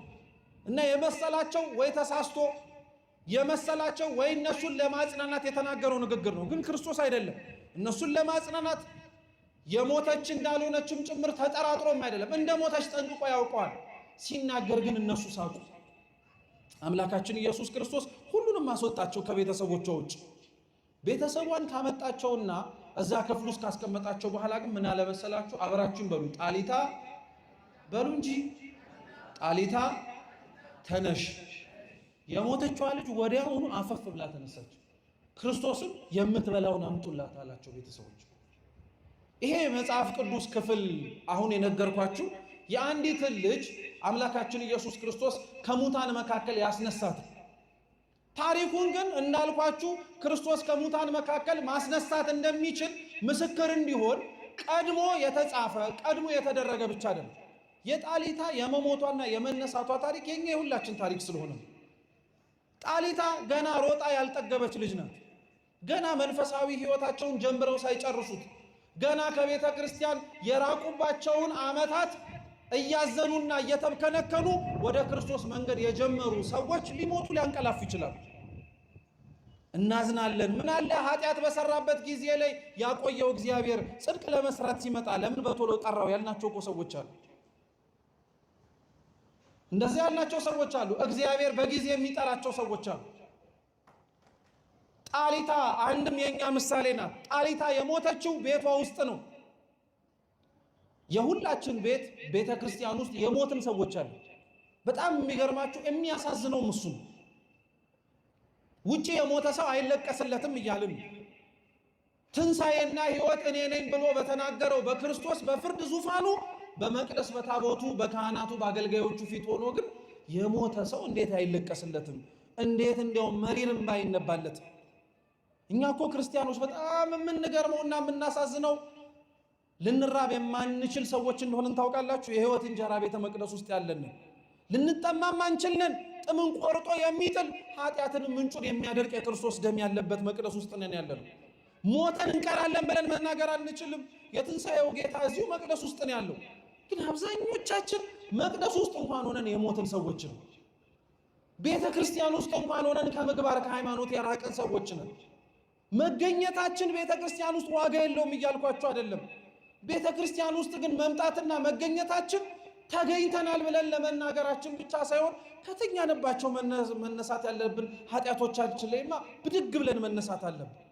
እውነቴን እንደምላችሁ ክርስቲያኖች፣ በትንሹ ነገር ላይ ምንም እንደምትረኩት፣ በትንሹ ነገር ለምን እንደምትጽናኑት፣ ቢያንስ እንኳን ይሄን አድርጌዋለሁ እያልን እኮ ነው የምንኖረው። ታውቃላችሁ፣ ቢያንስ እንኳን እያልን ኃጢአቶቻችንን እያወዳደረን እኮ ነው የምንኖረው። ቢያንስ እንኳን ነውሮቻችንን ከሰው ጋር እያነጻጸረን የምንኖረው። ማን እንደዛ እንድንኖር ፈቀደልን? ማንስ እንደዛ እንድንመላለሰስ በእጅ እሺ ብሎ አሰናበተን?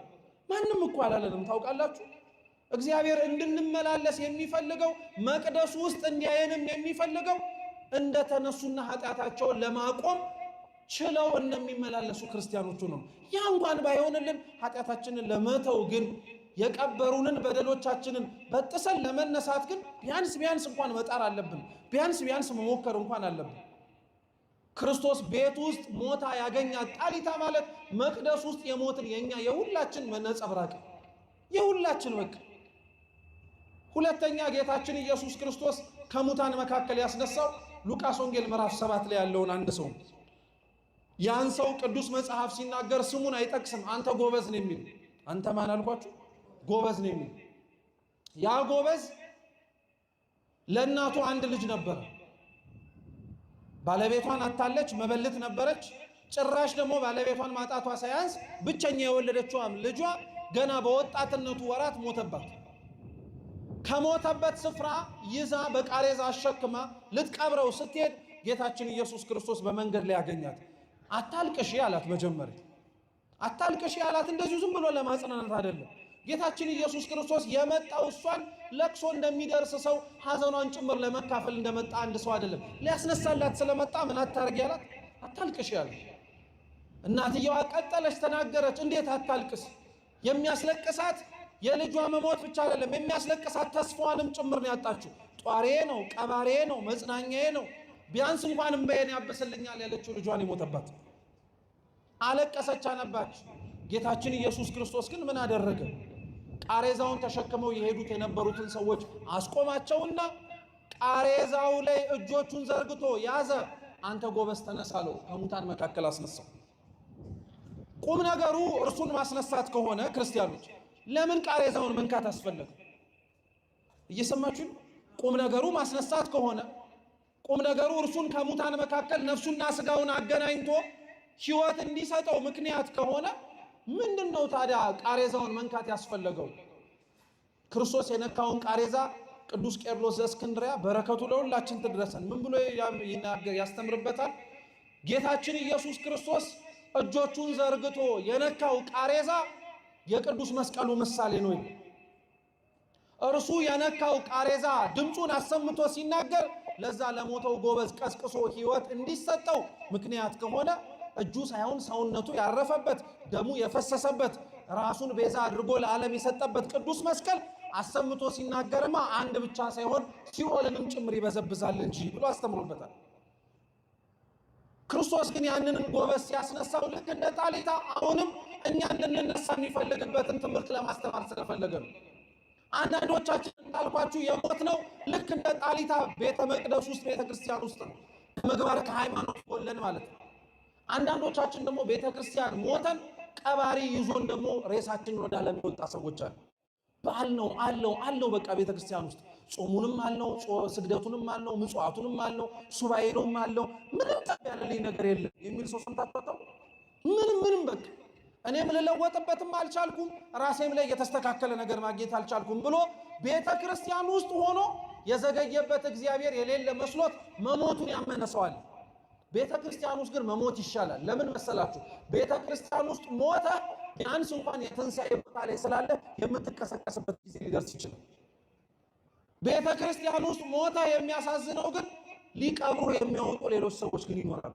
እነዛ ቃሬዛውን ተሸክመው የሄዱ የነበሩት ሰዎች ማለት ጓደኛቸውን ሊቀብሩት የወሰዱት ናቸው።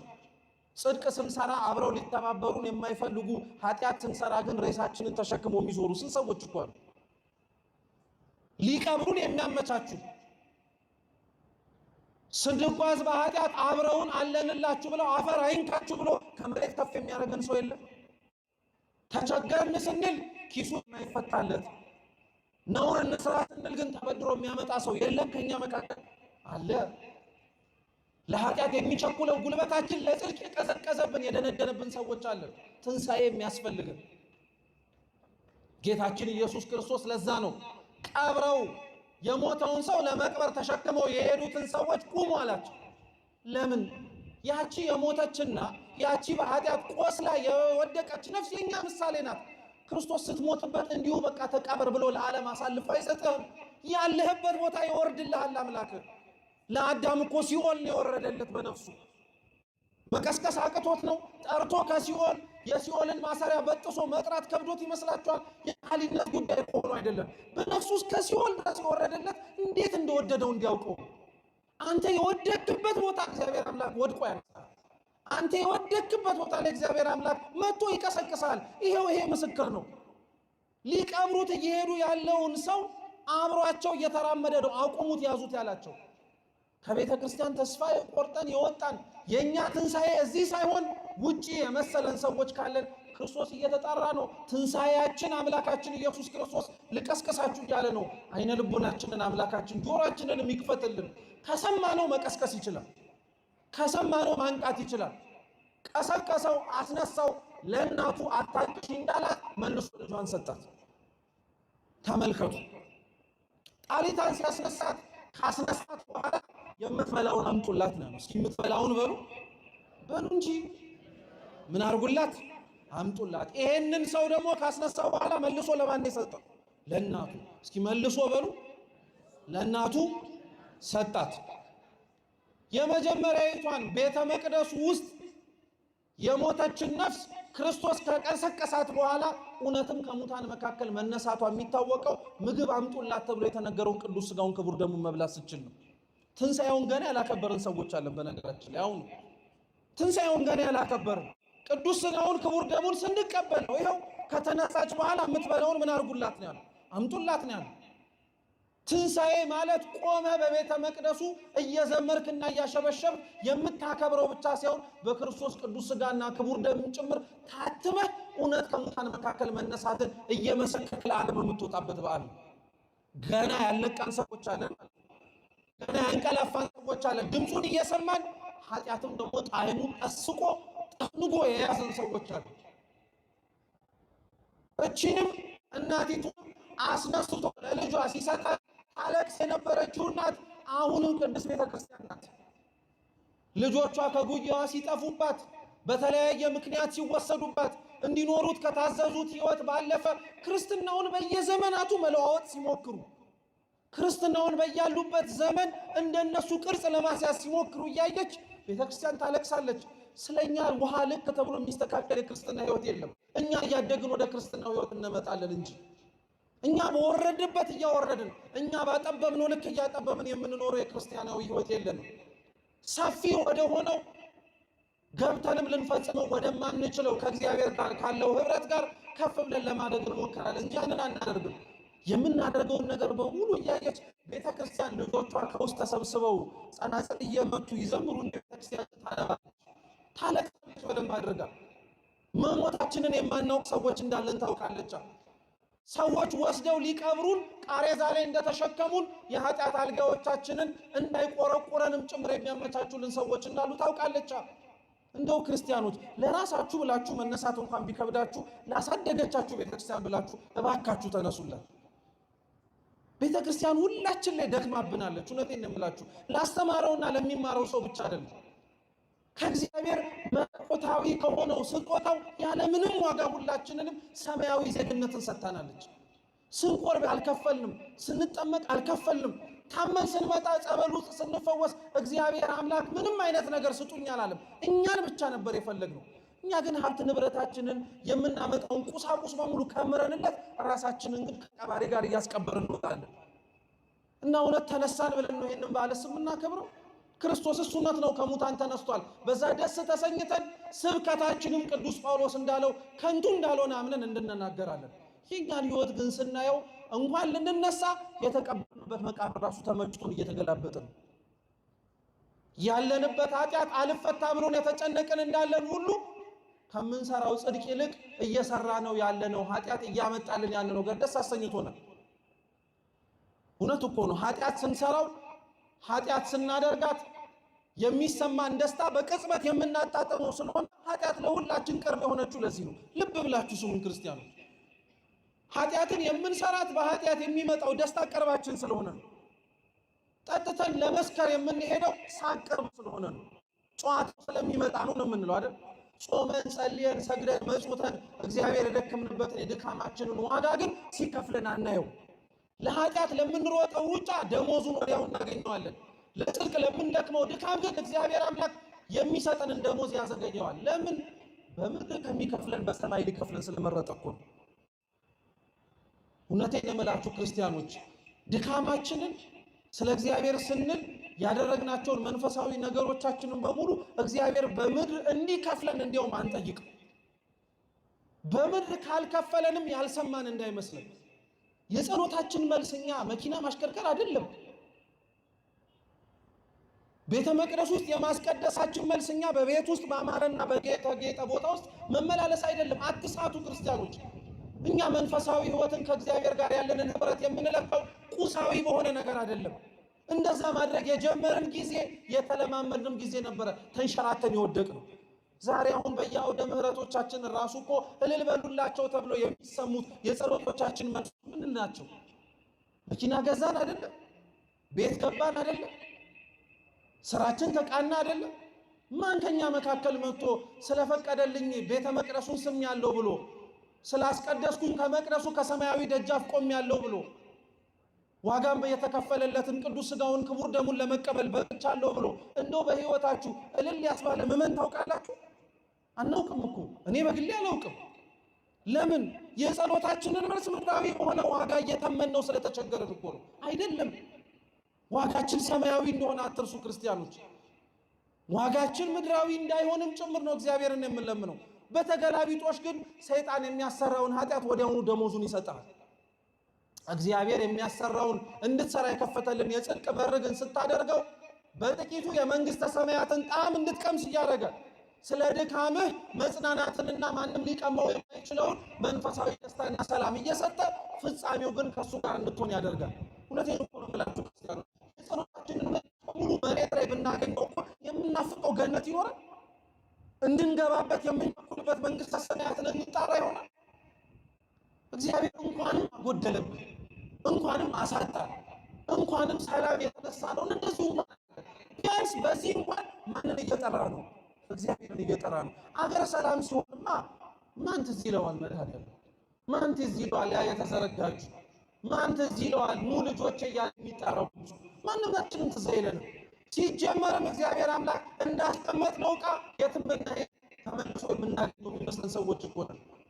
በጣም ነው የምናሳዝነው። ከዚህ በላይ ሞት የለማ ክርስቲያኖች። እውነታው እንደዛ እንደሆነ ማወቅ መቻል አለብን። ትንሣኤውን የክርስቶስን አስበን ደስ እንደምንሰኘው የእኛን ግን ቅዱስ ቤተ ክርስቲያን ታለቅሳለች፣ ታነባለች። የቤተ ክርስቲያናችንን እንባ የምናብሰው ተደራጅተን በመጮህ አይደለም፣ ንስሐ ገብተህ ቅዱስ ቁርባን ስትቀበል ያኔ የቤተ ክርስቲያን እንባዋ ይታበሳል። ያኔ ክብርህ ይመለሳል።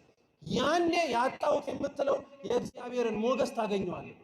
እንዲሁ በመጮህ እንዲሁ በምናምን አይመጣልህ። ይሄ ሀቅ ነው። ሐዋርያት ያጡትን፣ ሐዋርያት የጎደለባቸውን፣ ሐዋርያት እንዲኖራቸው ያስፈለገውን ነገር በሙሉ ያገኙት የአምላክ ቅዱስ ሥጋ ክቡር ደምን ተቀብለው በፍጻሜው መንፈስ ቅዱስን ሲያገኙ እንጂ ዝም ብሎ እንደዚሁ ስለመረነቅ ዞሮ አይደለም። እግዚአብሔር ለሁላችን በቸርነቱ የልባችንን መሻት ሁሉ ይስጠን። ሶስተኛው የመጨረሻው ክርስቶስ ከሙታን መካከል ያስነሳው ወዳጁ አልዓዛር ነው። የዮሐንስ ወንጌል ምዕራፍ 11 ላይ ያለ ታሪክ ነው። ከሁለቱ አሁን ቅድም ከነገርኳችሁ ታሪኮች የሚለየው ይሄ አንደኛ አልዓዛር ለክርስቶስ ቅርቡ በመሆኑ ነው። ሌሎቹን ክርስቶስ ያውቃቸዋል፣ አምላክም አይደለም፣ ለሱ እንግዳ የሆነች ነፍስ የለችም። አልዓዛርና ቤተሰቡን ግን ክርስቶስ በቅርብ የሚያውቃቸው ናቸው። በቅርብ የሚያውቃቸው ብቻ ሳይሆን ቤታቸው ውስጥ የሚስተናገድም ጭምር ነው። ቤታቸው ውስጥ የሚስተናገድም ጭምር ነው። ቤታቸው ለክርስቶስ ክፍት ነው። ለክርስቶስ ክፍት የሆነ ቤት ክርስቲያን ሊኖረው ያስፈልጋል። በነገራችን ለክርስቶስ ክፍት የሆነ ቤት ማለት ታርዞ ቢመጣ፣ ተጠምቶ ቢመጣ፣ እንግዳ ሆኖ ቢመጣ፣ ተርቦ ቢመጣ፣ እስረኛ ሆኖ የሚያርፍበት አጥቶ ቢመጣ ተከፍቶ የሚያስተናግደው ቤት ማለት ነው። ለክርስቶስ ክፍት ነበረ ቤታቸው። ክፍት ከነበረው ከክርስቶስ የሚስተናገድበት ቤት ውስጥ ግን ሐዘን ተሰማ። ትልቁም ነገር ነው። እግዚአብሔር ከኛ ጋር ስለሆነ ማለት ሰው የሚደርስበት አይደርስብንም ማለት አይደለም። እየሰማችሁ ነው? እግዚአብሔር በቤት ስለሚመለክ፣ እግዚአብሔር በቤታችን ውስጥ ንጉሥ ሆኖ ስለተሾመ፣ በሕግና በሥርዓትም ጭምር ስለምንመላለስ በሰው የሚደርሰው በእኛ አይደርስም ማለት አይደለም። አንዳንድ ሰው ከእግዚአብሔር ጋር ካለው ቅርበትና ከእግዚአብሔር ጋር ከሚታዘዘው የትእዛዛቱ ተገዥነቱ የተነሳ ሕመም እንዲመጣበት አይፈልግም። ሞት እሱ ቤት እንዲያንኳኳ አይፈልግም። ሲጸልይ መሰማትን፣ ሲጣራ አቤት መባልን ብቻ ነው የሚያውቀው። አይደለም። ክርስቶስ ይወዳቸው ከነበረው ከዚህ ቤት ውስጥ አልዓዛርን ጠርቶታል። እንዳልኳችሁ ነው። ክርስትና የሚመዘነው ምድራዊ በሆኑ ቁሶች ማግኘትና ማጣት እንዳልሆነ ሁሉ እግዚአብሔር ከኛ ቤት ውስጥ ለመገኘቱ ማሳያ ሆኖ የምንናገረውና የምናስተምረው ምንም አይነት ነገር ሳይደርስብንና ሳይሆንብን መቅረታችንን በማየት አይደለም፣ ሲደርስብን በምናሳየው ግብረ መልስ ነው። አልዓዛር ሞተ ብለው ለጌታችን ለኢየሱስ ክርስቶስ ነገሩት። መርዶን ከሰማበት ስፍራ ላይ 4 ቀን ቆየ። መሞቱን ሰምቷል። ቸኩሎ ግን ሄዶ ሐዘንተኛ እንደሚያደርገው ስርዓት ሊደርሰው አልፈለገም። ዘገየ፣ ዝም አለ። ሐዋርያቱ ነገሩት፣ ወዳጅ አልዓዛር ሞቷል ብለው አሳሰቡት። ራሱ ጌታችን ኢየሱስ ክርስቶስ ግን ሰዓቱ ሲደርስ ወዳጄ አልዓዛር ተኝቷል፣ ልቀሰቅሰው ሄዳለዋል። ሐዋርያት አሁንም ባልታደሰ አይምሮና ሰውነታቸው እንግዲያውስ ተኝቶ ከሆነ የሚቀሰቅሰው ይጠፋልና አሉ። እሱ ግን እያወራ የነበረው ሞት ስለተባለ እንቅልፍ ነው። በግልጽም ነገራቸው። እንቅልፍ ሞት እንደሆነ በእርግጠኝነት የምናውቀው አልዓዛርን እንዴት ብሎ ሊቀሰቅሰው እንደሄደ ክርስቶስ ሲናገር ወዳጄ አልዓዛር ሞቷል፣ ላስነሳው ሄዳለሁ አላቸው። ሞትን እንቅልፍ ሞት ብሎ እስካሁን ስነግራቸው የነበረው እኛ ያመጣ ነው አይደለም፣ ራሱ ክርስቶስ ወንጌል ላይ ሲናገር ተጽፎ ያገኘ ነው። ጌታችንም አልዓዛር ወደ ተቀበረበት ወደ ኢየሩሳሌም ከተማ ገባ። መምጣቱን የሰሙ ሰዎች በሙሉ ሊቀበሉት ወጡ። ደስ ተሰኝተው የሚቀበሉት ነበሩ። እርሱ ግን የመጣው ደስታን ለመካፈል አይደለም፣ ሐዘናቸውን የማርታና የማርያምን ለመድረስ ነው። መምጣቱን ህዝቡ በሙሉ ሲሯሯጥ መስማቱን ሰምታ ማርታም እየሮጠች ሄደች። ጌታ ሆይ አንተ ከኛ ጋር ብትሆን ኖሮ ወንድማችን ባልሞተ ነበር አለ። እያንዳንዳችን ህይወት ላይ እግዚአብሔር ከኛ ጋር ባይሆን ኖሮ ይሄ ባልኖረብን ነበር የምንለው ጊዜ አለ። ሁላችንም በቃ ሰምቶን እንዳልሰማ አይቶን እንዳላየ የሚሰማን ስሜት አለ። እግዚአብሔር ግን ያያል፣ ክርስቲያኖች ይሰማል። ታክቶ በቃኝ የሚለው የኛ ጩኸት የለም። እንደ ሰው አይደለም። ክብር ምስጋና ይድረሰው። ሰው እኮ ነው የሚታክተው። ሰው እኮ ነው የኛ ጩኸት በዛብን ብሎ ዝም በሉ የሚለው። እግዚአብሔር አይልም። ለሰው መጮህ የከበዳችሁን ነገር ለእግዚአብሔር ነው መጮህ። በቃ ዝም በሉ አይልም። እርሱ ከምን ተነስተን እንደምትጮህ ያውቃል። ከምን ተነስተን እንደምትጠራው ያውቃል እግዚአብሔር። አንተ ከኛ ጋር ብትሆን ኖሮ ወንድማችን ባልሞተ ነበር አለችው። ወዳጃችን ወንድምሽ አልዓዛር ይነሳል አላት። አዎ ዳግም በሚመጣበት በክብሩ በዙፋኑ በእግዚአብሔር የዛች ቀን ላይማ እንደሚነሳ አምናለሁ አለች። እሱ ሊቀሰቅሰው የመጣው ዳግም ምጽአት ሊያስነሳው አይደለም፣ አሁን ሊቀሰቅሰው ነበር የመጣው። ወዲያውኑ እየሮጠች ሄደች። ተመልሳ ትንሣኤና ሕይወት እኔ ነኝ ያላትን ክርስቶስን ንግግሩን ሳይጨርስ ያ ሁላ ሰው ከመንገድ ላይ ስላስቀረው ገባችና ለእህቷ ለማርያም መምህሩ መጥቷል ይጠራሻል አለች። አልጠራትም እኮ በነገራችን ማርታን ሂጂና ማርያምን ጠራት አላለች። ግን ማርታ በእሷ ስጋዊ አስተሳሰብ እሷ ስትናገር ካልተሰማች ማርያም እግሩ ስር ቁጭ ብላ ትማር ግን ስለነበረ ቅርብ ናትና እሷ ትጮህ ትናገር ብላ ማርያምም እየሮጠች ወጣች። ለቅሶ ለመድረስ ተሰብስቦ የነበረው ሕዝብ በሙሉ እየሮጠ እርሷ ያለችበትን ለመከተል ወጣ። ምናልባት ሐዘኑ ጸንቶባት መቃብር ሄዳ ታለቅስ ከሆነ ብሎ ማለት ነው። እሷ መቃብር አልሄደችም። ክርስቶስ መጣ ሲባል ነው የሮጠችው። ደስ አይልም? በጣም እኮ ነው ደስ የሚለው። እውነት መቃብር ጋር የማይሮጡ እግሮች ክርስቶስ ጋር እንደሚያስነሳው አምነው ለመጽናናት የሚሽቀዳደሙ እግሮች አሁንም ድረስ የሞቱና ያንቀላፉ ወዳጆቻችንን መቃብሮቻቸው ጋር ሄደን ጉንጉን እናስቀምጥላቸዋለን። ያረፉትን ነፍሳት እግዚአብሔር ግን በአጸደ ገነት እንዲያሳርፋቸው ቤተክርስቲያን አንመጣም። ማርያም ግን እየሮጠች ወደ መቃብሩ ሳይሆን ወደ መጣው ወደ መምህሯ ወደ ክርስቶስ ሄደች። ክርስቶስም አያት። ድጋሚ ማርታ እንዳለችው አለችው፣ አንተ ከኛ ጋር ብትሆን ኖሮ ወንድማችን ባልሞተ ነበር አለችው። አይ ማርታ፣ አይ ማርያም አላወቁም እንጂ ማን ስጋና ነፍሱን ራሱ ያልዓዛርን ለየውና እሱ ራሱ አይደለም እሱ ራሱ እኮ ነው። እነሱ ግን ስላላወቁ በቦታ ስላልነበረ ከነሱ ጋር ሲሄድ ሲሸሽ ከሱ መሸሽና መሄድ ጋር አብሮ የመጣ ነገር መስሏቸው ነበር። እግዚአብሔር ግን አልዓዛር እንዲያርፍ የፈቀደው አልዓዛር ካረፈም በኋላ 4 ቀን ሰንብቶ የመጣው ድንቅ ስራውን ሊያሳያቸው ነበር። እግዚአብሔር በእያንዳንዳችን ሕይወት ክርስቲያኖች እሱ ካልሆነ ብቻ የማይፈታቸው ቋጠሮች አሉ። ሁላችንም ቢወጥም እሱ ካልሆነ መልስ ልናገኝባቸው ማንችልባቸው ነገሮች አሉ። በእርግጠኝነት ነው የምነግራችሁ። እነዚህ አይነት ነገሮች ከኃጢአት የመጡ ላይሆኑ ይችላሉ። ከወላጆቻችን ክፋትም ያልተነሱ ሊሆኑ ይችላሉ። የእግዚአብሔር ድንቅ ስራ ብቻ እንዲታይባቸው የተቀመጡ ቋጠሮች አሉ። ታስታውሳላችሁ? የዮሐንስ ወንጌል ምዕራፍ 9 ላይ ከእናቱ ማኅፀን ጀምሮ እውር ሆኖ የተወለደ አንድ ሰው ነበር። ሐዋርያትም ወደ መምህራቸው ወደ ጌታ ኢየሱስ ክርስቶስ ቀርበው እንዲህ አሉት፣ መምህር ሆይ ይህ ሰው እውር ሆኖ የተወለደው በወላጆቹ ኃጢአት ነው ወይስ በራሱ ነው? ጌታችን ምን አለ? ይህ ሰው እውር ሆኖ የተወለደው በወላጆቹም ኃጢአት አይደለም በራሱም ኃጢአት አይደለም አለ። አብራችሁም በሉ፣ ይህ ሰው እውር ሆኖ የተወለደው የእግዚአብሔር በሉ እንጂ ድንቅ ስራ እንዲገለጥበት ነው። አይገርማችሁም? ድንቅ ስራው እግዚአብሔር እንዲገለጥብን እግዚአብሔር ሊያሳወረን የሚችልባቸው ጊዜያቶች አሉ። አሁን ነገ የምናከብረው የአብይ ጾም 3ኛው ሳምንት የሉቃስ ወንጌል ምዕራፍ 24 ላይ ያሉት የኤማሁስ መንገደኞች የሚታሰቡበት ነው። የኤማሁስ መንገደኞች ጌታችን ኢየሱስ ክርስቶስ የተሰቀለባት የኢየሩሳሌም ከተማ ላይ ነበሩ። ሰምተዋል ዜናውን። ተሰቅሎ ከሞተ በኋላ ግን የማይነሳ መስሏቸው ነበረ እያሉ እያወሩ በሞቀ ውይይትም ስለ መንፈሳዊ ነገር እየተጫወቱ ሄዱ ነበር። ጌታችን ኢየሱስ ክርስቶስ ከመካከላቸው ተገለጠ። ስለምንድን ነው የምታወሩት አላቸው። ስለ ኢየሱስ ክርስቶስ እንደሆነ አንተስ ይሄንን ሰው የምንናገርለትን አታውቀውምን? በኢየሩሳሌም አልነበርክምን? አሉት። ጌታችን ኢየሱስ ክርስቶስም አብሯቸው ስለ ራሱ ከሙሴ ከሕግ መጽሐፍ ከመዝሙራትና ከነቢያትም እየጠቀሰ አስተማራቸው ይላል። ልብ ብላችሁ ስሙ። ከዛ በኋላ ቀኑ እንደመሸ ባስተዋሉ ጊዜ ላይ የኤማሁስ መንገደኞች ሉቃስና ቀሌዮጳ አንድም ኒቆዲሞስ እባክህ አብረህን በቤታችን እደር መሽቷል አሉ። ክርስቶስም ቤታቸው ገባ። በቤታቸው የነበረውንም ዳቦ እንጀራ ቆርሶ በሰጣቸው ጊዜ ላይ ዓይናቸው ተገለጠና ማን እንደሆነ አወቁ ይላል። አይገርማችሁ?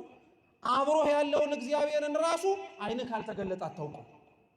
አብሮህ የሚራመደውን አምላክህን እንጀራ ተቆርሶ ካልተሰጠ ሕይወታዊ የሆነውን የክርስቶስን ሥጋና ደም ካልተቀበልክ አታውቀውም። ያለህ መስሎሃል ግን አላየኸውም። የተመለከትከው መስሎሃል ግን አልተመለከትከውም። አያችሁት? እግዚአብሔር የኤማሁስ መንገደኞችን ለጊዜው ዓይናቸውን ከድኖ ሰውሮ ያሳለፋቸውና እንዲራመዱ ያደረጋቸው እርሱ እንጀራውን ቆርሶ ሰጥቶ ዓይናቸውን ምን ሊያደርግላቸው ስለፈለገ ነው። እስኪ ሊያበራላቸው በሉ። ሊያበራላቸው እግዚአብሔር የሁላችንን ዓይን ያብራልን። ማየት እንድንችል የሚያስፈልገንን እንድናይ እግዚአብሔር ይፍቀድልን። እውነቴን እንምላችሁ ክርስቲያኖች፣ ማየት ያለብን በጣም ብዙ ነገሮች አሉ ያላየናቸው። ቅዱስ ኤፍሬም ሶርያዊ እንዲያውም የሉቃስ ወንጌል ምዕራፍ 24ን ሲተረጉም ድንቅ በሆነ አገላለጽ ይገልጸዋል። የኤማሁስ መንገደኞች ክርስቶስ አብሯቸው ሆኖ አላወቁም ነበረ። ያዩታል ግን አላዩትም አለ። እስኪ ያዩታል በሉ እንጂ ግን አላዩትም። አይተውታል ግን አልተመለከቱትም። ይቀጥልና ቅዱስ ኤፍሬም ክርስቶስ ግን ይሄን ለማድረግ የመጀመሪያ አይደለም ይላል። ክርስቶስ ይሄን ለማድረግ የመጀመሪያ አይደለም፣ በልደቱም እኮ ይሄን አድርጎታል ይላል ቅዱስ ኤፍሬም። ለሰብአ ሰገል ይመራቸው ዘንድ የላከውን ኮከብ ሰብአ ሰገል ያዩት ነበር፣ ሌላ ሰው ግን አያየውም። አይደንቅም? አያየውም። ማንም አልተመለከተውም ነበረ። ሌላ ሰው እንዲያውም ከመካከላቸው ሲሆን ይሰወራቸው ነበረ። ያ ኮከብ መርቶ ግን ለነሱ ብቻ እያሳየ ክርስቶስ ጋር አደረሳቸው ይላል ቅዱስ ኤፍሬም። እንደዚሁ ሁሉ የኮከቡ ጌታ ክርስቶስም ከመካከላቸው ሆነና ያላዩትን እንዲያዩ የተመለከቱትን እንዲመለከቱን በደንብ አድርጎ አረጋቸዋል። እግዚአብሔር የሁላችንን ዓይን ይክፈትልን። ዓይነ ልቦናችንን በነገራችን ላይ ያብራልን ብላ ቤተክርስቲያን የምትመርቀው ይህንን ነው። ስጋዊ ዓይንህን ሳይሆን ውሳጣዊ ዓይናችንን ማለት ነው። ስለዚህ አልዓዛር እነዛ እንደሆነ ማርታ ማርያም ሲናገሩ ሰማ ክርስቶስ። ወዴት ነው የቀበራችሁታል? በቃ አልዓዛር ላይ ተስፋ ቆርጠው መቃብር ውስጥ ከተውታል። 4 ቀን ሙሉ ሲሰነብት መቼም ይነሳል ብለው ተስፋ ያደርጉማ። ቀብረነዋል አሉ። የቀበራችሁበት ቦታ ውሰዱኛል። ሄደ። እየሄደ በመንገድም ላይ ዙሪያው ላይ የነበሩ ሰዎች ሲያለቅሱ ተመለከተ። ክርስቶስም አለቀሰ አለ። ምን አለ? ለጣሊታ አላለቀሰም እኮ ልብ ብላችሁ ስሙ። ለጣሊታ አላለቀሰም፣ ቀሰቀሳት እንጂ። ለዛ ጎበዝ አላለቀሰም፣ እናቱን አታልቅሽ አላት እንጂ። ለማርታና ለማርያም ግን አታልቅሱ አላላቸውም። እንዲያውም የቀበሩበትን ቦታ እንዲያሳዩት ከነገራቸው በኋላ አብሯቸው እየሄደ ክርስቶስ ምን አደረገ? አለቀሰ። ዙሪያው ላይ የነበሩትም ሰዎች አልዓዛርን ምን ያክል እንደሚወዱ አወቁ ይላል ቅዱስ ዮሐንስ አፈወርቅ። ምን ብሎ ይተረጉመዋል? እና ቅዱስ ጎርጎርዮስ ዘኑሲስ አልዓዛርን መውደዱን ክርስቶስ እንባውን እያፈሰሰ አሳየ። እኔና እናንተን መውደዱን ክርስቶስ እንባውን ሳይሆን ደሙን አፍስሶ አሳየናል። አልዓዛርን ከሚወደው በላይ ነው የወደደህ ማለት ነው። ለአንተ እንባውን ሳይሆን ደሙን ያፈሰሰል። ወዴት ነው የቀበራችሁት አለ። አሳዩት። ድንጋዩን አንሱታል። ያንን ድንጋይ እሱን ቀብረው ገንዘው ሲያስገቡት እኮ ለስንት ነው ያገነዙት? ለስንት ነው ያንከባለሉት? መልሳችሁ የከደናችሁበትን ድንጋይ አንሱት አላቸው። መልሳችሁ የከደናችሁበትን ድንጋይ አንሱት አላቸው። ጉዳዩ የማስነሳት ቢሆን ኖሮ ልክ ቅድም እንዳልኳችሁ ጉዳዩ እሱን ቀስቅሶ የማውጣት ነገር ከሆነ ድንጋዩን ማስነሳት ምን አስፈለገ? ያስነሳውንና ሊያስነሳው የመጣውን አልዓዛር ማውጣ ቢለው እንደተዘጋ ከመቃብሩ ማውጣት ይችላል አይችልም? ይችላል። ምን ይሳነዋል እርሱ? ለአልዓዛር ግን የተዘጋበትን ድንጋይ ያንከባሉታል። ለምን መሰላችሁ? ክርስቶስ እንደተነሳው አይነት ትንሣኤ ሌሎች እንዳይነሱ የተገባ ስለሆነ ክርስቶስ በራሱ ፈቃድ ሞተ፣ በራሱ ፈቃድ ተነሳ አልኳችሁ። ሲነሳ ደግሞ ቤተክርስቲያናችን እንዲህ ትላለች፣ መግነዝ ፍቱልኝ እስኪ በሉ እንጂ መቃብር ክፈቱልኝ ሳይል ለአልዓዛር ሲያስነሳው ድንጋዩን አንከባሉ አለ። አልዓዛርን ከሙታን ቀስቅሶ ካወጣው በኋላ ፍቱትና ምን አርጉት አለ፣ ይመላለስ አለ። ራሱ ግን ከሙታን መካከል ሲነሳ ድንጋዩን ክፈቱልኝ አላለ። መቃብር ውስጥ የተገነዘበትንም ጨርቅ ፍቱልኝ አላለ። መግነዝ ፍቱልኝ፣ መቃብር ክፈቱልኝ ሳይል ነው የወጣው። ለምን ይመስላችኋል? የክርስቶስ መቃብሩ የተቀበረበት ስፍራ ብቻ ሳይሆን ከእህቱም ድንግልና የተወለደበት የእናቱ ማኅፀን ምሳሌ ስለሆነ በተዘጋው መቃብር ውስጥ መቃብሩን ሳይከፍት እንደወጣ ሁሉ አምላካችን ኢየሱስ ክርስቶስም ድንግልናዋን ሳይሽር ወደ ማኅፀኗ ገብቶ የተጸነሰ ድንግልናዋንም ሳያጠፋ ከማኅፀኗ ወጥቶ የተወለደ እሱ መሆኑን በተነሳበት የትንሣኤ ቀን ራሱ ሰብኮልን። አልዓዛርን ውጣ አለው፣ ወጣ፣ ተመላለሰ። የአልዓዛርን ታሪክ የኛው ታሪክ ነው። አንዳንዶቻችን እንዳልኳችሁ ቤተክርስቲያን የሞተናለን። አንዳንዶቻችን ቤተክርስቲያን ሞተን ልንቀበር የሄድን ሰዎች አለን። እንደ አልዓዛር ደግሞ ጭራሽ ተቀብረን 4 እና 5 ቀን የቆየንም ሰዎች እንኖራለን። ከዛም በላይ እድሜያችን በኃጢአት ያለቀብን ሰዎች አሉ። ክርስቶስ ግን አያችሁት፣ እያንዳንዱን መቀስቀስና ማንሳት አልከበደውም ለሱ። ለምን ዘመናት በኃጢአት አታንቀላፈም? አንተ ኃጢአትህ ይከብድ ይሆናል እንጂ እግዚአብሔር ያንተም ኃጢአት አንተም አትከብደው፣ አንተም አትከብደውም፣ ኃጢአትህም አይከብድም። እንደዚህ አይነት አገላለጾችን ስለምንጠቀም እኮ ነው እግዚአብሔር እኔ የምሰራውን ኃጢአት እሱ ራሱ ይቅር የሚለኝ አይመስለኝም እንዳትሉ። እንዴት አይልም? እግዚአብሔር እኔ ኃጢአቴን እንዳቆም ራሱ የሚፈልግ አይመስለኝም አትሉ። ክብር ይግባውና ይሄ ክህደት ነው፣ በፍጹም አይባልም። እግዚአብሔር እናንተው ተጨማለቁበት እንዳናልፍበት ተሰቃዩበት ብሎ እንድንገባ የሚፈቅድልን የኃጢአት መቃብር የምንገነዝበትም የኃጢአት ጨርቅ የለም። እሱማ በትንሣኤ እንድንመላለስ የሚፈልግ 55ቱን ቀን ክርስቲያኖች እድል አለን ማለት ነው። አያችሁ 55ቱን ቀን ተስፋ አለን። 55ቱን ቀናት ከተነሳው ከሙታን መካከልም ጭምር ተነስቶ ከተመላለሰው ከክርስቶስ ጋር አብረን የመኖርም ምስክር የመሆንም እድል አለን። ቅዱስ አትናቴዎስ ዘእስክንድርያ በሕይወቱ ከኒቅያ ጉባኤ በኋላ በጣም የታወቀ አቃቤ እምነት ስለነበረ ብዙ ሰዎች ብዙ ጥያቄ ጠይቁት ነበር እና ቅዱስ አትናቴዎስን ከተጠየቁት ጥያቄዎች መካከል አንድ ሰው መጥቶ ምን አለ? ክርስቶስ ከሙታን መካከል እንደተነሳ በምን ታውቃለህ? ትንሣኤ ሙታንስ እንዳለ በምን ትረዳለህ? ብለው ጠየቁት። የጠየቁት ሰዎች ክርስቲያኖች የሚያምኑ ሰዎች ስለነበሩ አትናቴዎስ ቅዱሳት መጽሐፍትን ሊገልጥ አልፈለግም። አትናቴዎስ ይዟቸው እጃቸውን ወደ ከተማ ወጣና መነኮሳትን አሳያቸው። ምኖችን አልኳችሁ? መነኮሳትን አሳያቸው። መነኮሳትን አሳያቸውና ምን ይታያችኋል አላቸው። መነኮሳት አሉ። መቼም ድሮም አይነ ልቡና ያልበራ ሰው በአይነ ስጋ የሚታየውን መናገር ልማዱ ስለሆነ ነው። አይነ ልቡናው የበራለት ሐዋርያዊው ቅዱስ አትናቴዎስ ግን ምን አለ? እኔ ግን መነኩሴ ሳይሆን የሚታየኝ የቆመ ሰው ነው የሚታየኝ አለ። የቆመ ሰው ብቻ አይደለም፣ ሲገነዝ ጸሎተ ፍትሐት ተደግሞለት ምንኩስና የሚቀበል ማንኛውም ሰው ጸሎተ ፍትሐት ይደገምለት።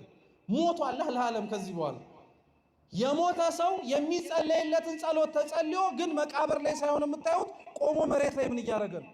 እየተራመደ ነው። ከትንሣኤ ሙታን ከመነኮሳት በላይ ምስክር የለም አላቸው ይባላል ቅዱስ አትናቴዎስ። የመነኮሳት ምስክርነት በጸሎተ ፍትሐት የሚደገምና የሚታወቅ እንደሆነ ሁሉ ክርስቲያኖች እኛም ሁላችንም ለትንሣኤው ምስክር የመሆን ግን ኃላፊነት አለብን። መጽሐፍት በሌሉበት ተመላላሽ ሕይወት በሚታጣበት ቦታ ላይ ክርስቲያኖች ናቸው የትንሣኤ ምስክር፣ ሌላ ማንም አይደለም። ስንጠመቅ በመቃብር ውስጥ ለመግባታችን ምሳሌ ከሆነ ሁላችንም ተጠምቀናል። ተጠምቀን ግን አልቀረንም። ከገባንበት የመጠመቂያ ጉድጓድ ደግሞ ተመልሰን ወጥተናል። ስንወጣ ደግሞ የትንሣኤው ምሳሌ ነው። እንደተጠመቀ ሰው ክርስቶስ ከሙታን መካከል ተነስቶ እንደሚመለክባት እንደ ቅዱስ ቤተ ክርስቲያን ክርስቲያኖች ለመመላለስ እግዚአብሔር አምላክ ይፍቀድልን። የሰማነውን በልቦናችን ሰሌዳ ይጻፍልን።